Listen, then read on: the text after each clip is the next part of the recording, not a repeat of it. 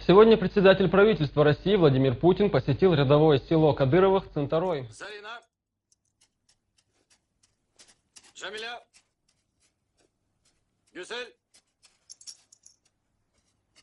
Саида, Хафиза, Гюльчатай, Гюльчатай.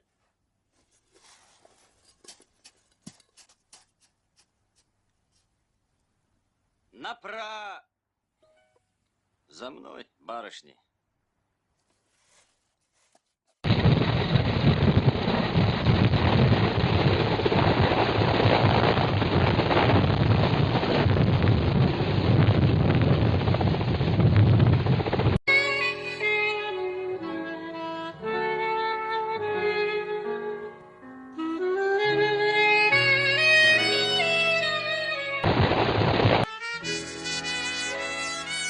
Он улетел, но он обещал вернуться.